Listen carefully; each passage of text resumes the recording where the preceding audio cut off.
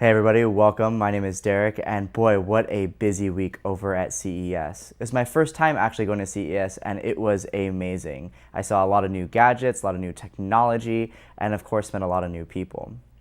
One of the products that I really was interested in that got announced was Sharp's new 8K camera.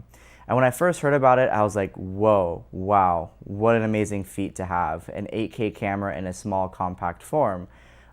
But at the same time, then I started thinking, what does this implicate? What can we use this for in such a small form factor, and to potentially put it into my hands or into your hands, someone who might not have the largest budget, or even if you do have a large budget but you need a small form factor.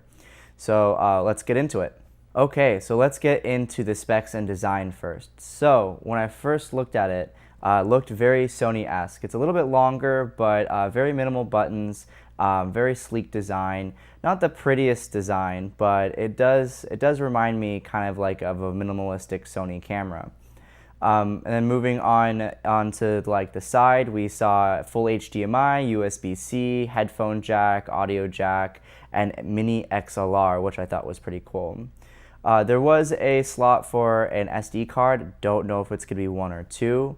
If it's two, it would have to be stacked like this on top of each other, not over each other, because it was just a really tiny card slot. And then moving on to the back of the camera, we saw possibly a 5-inch LCD display.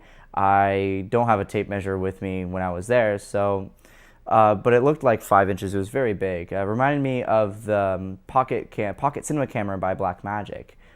Really, hopefully they get that touch screen down as well. But yeah, fully articulating 5-inch LCD on the back is what I saw. So then let's talk about internal specs real quick. So it's supposed to shoot 8K 30 frames per second. In a small form factor like this, that's amazing. I can't wait to see that actually come out, how the footage looks, what kind of color space they're using. When I was at the Sharp booth, though, I tried diving into this a little bit more with the representative there, and he was very brush off the shoulder. Like, I couldn't get a single word out of him. All of these things that I'm talking to you about right now are literally specs and information that I've picked up over the web.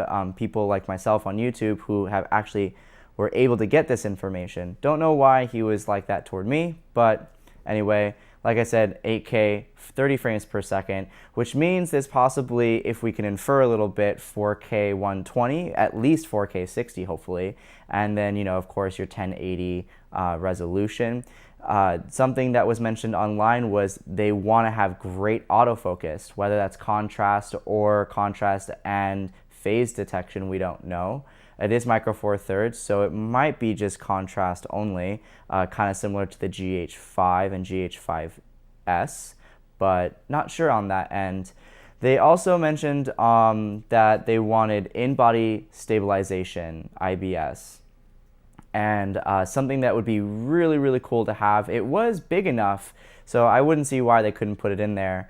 But all of this information, again, I've gotten online, and some of it from that from that Sharp rep. But yeah, that's pretty much all we know about the camera. It's supposed to be released at NAB this year in April. I'll be going to that convention. Super excited about it, so I'll be able to give you more information about the specifics then. Okay, guys, so there were a lot of questions that I had about this camera. Is 8K feasible with a no budget or low budget production? How are the file sizes going to work? What kind of workflow is going to happen? And then the other thing that I thought that was a positive, just getting right into what I am excited about this camera, is the fact that it's bringing 8K into small form factor for someone like myself.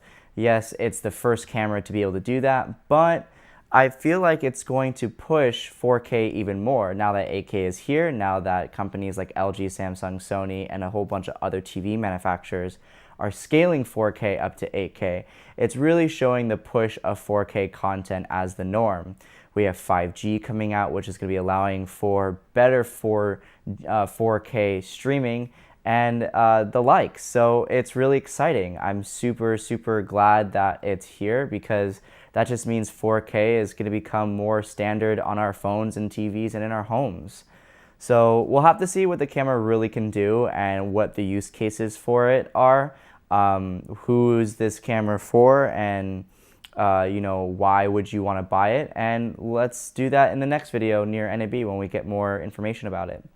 But yeah, those are my thoughts, guys. Thanks so much for sticking by or stopping by and watching and doing all of what you do. And I'll see you guys in the next one.